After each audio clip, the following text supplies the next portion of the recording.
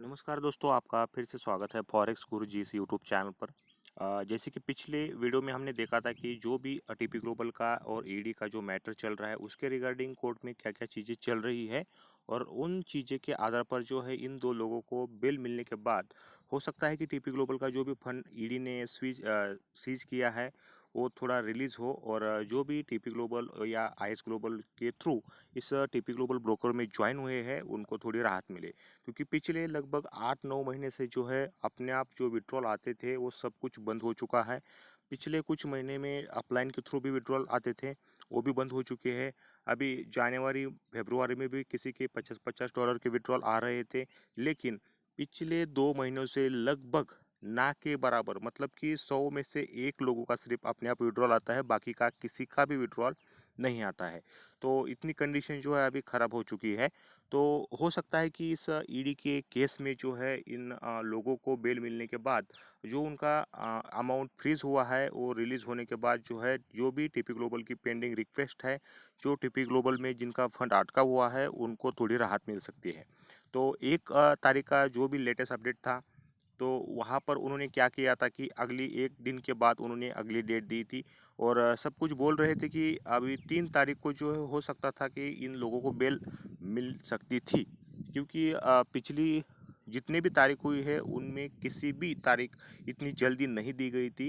लगभग 15 दिन, 20 दिन या फिर जो है डेढ़ महीने के बाद जो है टीपी ग्लोबल को कोलकाता कोर्ट की तरफ से जो है डेट मिलती थी। लेकिन 1 तारीख को जो डेट थी उसके बाद तुरंत 3 तारीख को कोलकाता कोर्ट ने या टीपी ग्लोबल की जो भी मेंबर है उनको अगली हायरिंग डेट दी थी। तो बोले जा रहा थे सब आईएक्स ग्लोबल के भी जो लीडर है वो बोल रहे थे कि हो सकता है कि 3 तारीख को इन लोगों को श्योर है कि बेल मिल सके और बेल मिलने के बाद जो है ये थोड़ा मामला जो है विड्रॉल का सॉल्व हो सकता था। लेकिन 3 तारीख का जो भी कोर्ट में केस हुआ, हायरिंग हुई या फिर जो भी केस में चला उसका सारा अपडेट जो है शाम तक इस वेबसाइट पर अपडेट हुआ था। लेकिन कुछ खास हुआ नहीं उस दिन क्योंकि बताने का भी कुछ नहीं है।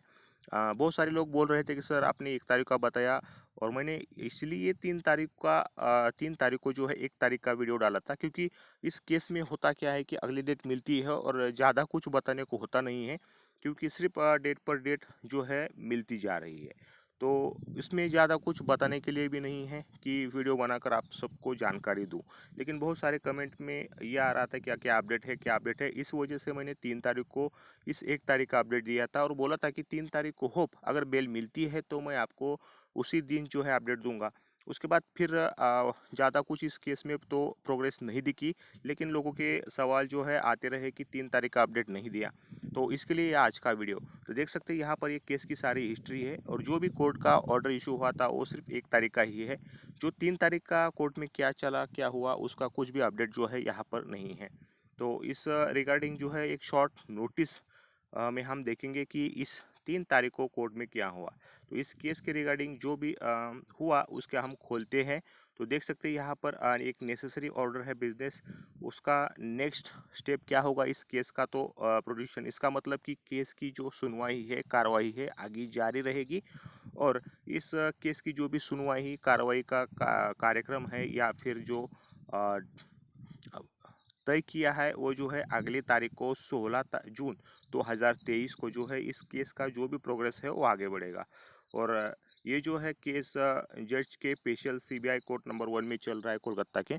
तो बस इतना ही अपडेट था क्योंकि अभी हो क्या रहा है कि सिर्फ हमें तारीख पे तारीख ही मिलती रही है और इस केस में तो ना तो हम कुछ पॉजिटिव देख पा रहे हैं और ना ही कुछ नेगेटिव देख पा रहे हैं। कुछ ऐसे कंडीशन बनती है कि लगता है कि चलो थोड़ी बहुत पॉजिटिव जो है इस टीपी ग्लोबल की तरफ केस झुक रहा है, लेकिन अगले पल ऐसा होता है कि लगता है कि ये जो है अ, एक मतलब कि गलत फैमिली थी, कुछ भी नहीं था। क्योंकि 1 तारीख को जब हमें अगली 3 तारीख की डेट मिली थी तो लग रहा था कि चलो हो सकता है कि इस बार जो है पक्का बेल मिल जाएगी और जो विड्रॉल के लिए पेंडिंग है उन लोगों को थोड़ी राहत मिल जाएगी। लेकिन ऐसा कुछ भी नहीं हुआ क्योंकि 3 तारीख को ज़्यादा कुछ कोर्ट में नहीं हुआ, सिर्फ जो है उनको अगली 16 तारीख जो है दी गई है। तो और वहाँ पर बताया भी गया है कि अभी इस केस का जो भी रिज़ल्ट है या फिर क्या फिर अगली तारीख मिलती है, ये सब चीज़ें जो है 16 तारीख को ही डिस्कस होगी। तो हमें 16 तारीख का वेट करना होगा, उसके अलावा हमारे हाथ में कोई भी अ, चारा नहीं है।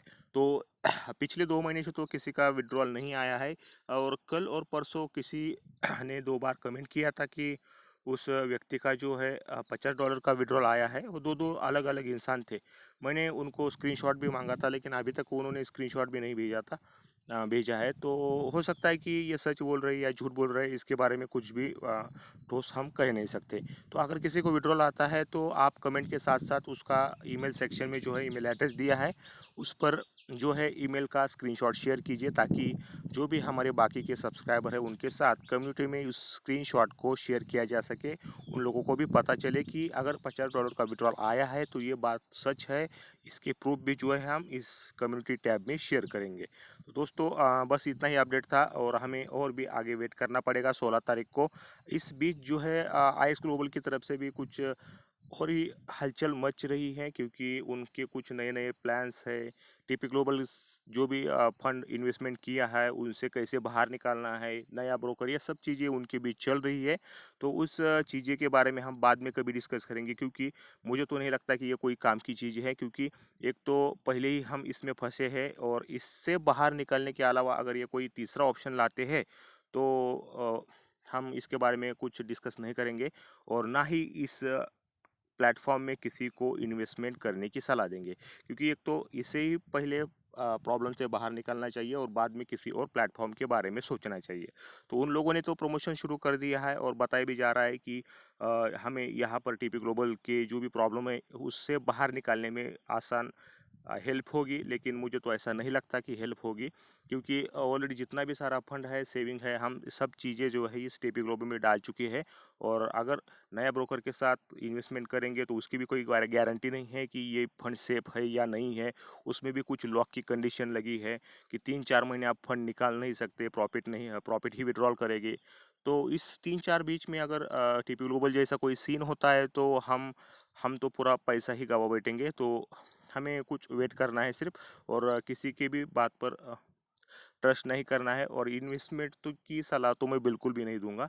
आप सिर्फ देखते रहिए कि अब इस केस में क्या सीन होता है, और किसी के भी इन्वेस्टमेंट की कोई भी बात होती है तो आप वहाँ पर उसकी बात ही मत सुनिए। तो दोस्तों बस आज के लिए इतना ही, और जो भी 16 तारीख का अपडेट होता है, या फिर जो है आईएएस की तरफ से या किसी और की तरफ से अगर कंफर्म न्यूज़, कोई अच्छी जानकारी मिलती है या बुरी जानकारी मिलती है, तो आपके साथ ज़रूर शेयर करूँगा। तो इस जानकारी के लिए जो है आपको क्या करना है कि जानकारी पाने के लिए हमारे चैनल के साथ बने रहिए, और चैनल को सब्सक्राइब ज़रूर कीजिए। और जो भी सोशल मीडिया पे, यूट्यूब पर जो भी नेगेटिविटी फैली है, स्कैम हो गया, बह गया, डूब गया, इस चीज़ों से जो है दूर रहिए, क्योंकि जो होना है वो होके रहेगा। और क्या है कि अगर स्कैम होना है तो होके रहेगा, और अभी से ही उसका टेंशन लेकर जो है हम अपनी आज की ज़िंदगी को ख़राब नहीं कर सकते। अभी केस चल रहा है, लोग बोल रहे हैं, तो हमें भी ट्रस्ट रखना चाहिए थोड़ा। देखते हैं आगे क्या होता है। और जो भी सोशल मीडिया पर नेगेटिविटी फैली है ना, उसकी वजह से हम नेगेटिव हो जाएंगे, और अभी से ही डिप्रेशन में चले जाएंगे। तो हमें थोड़ा वेट करना है, और देखते हैं आगे इस केस में क्या होता है।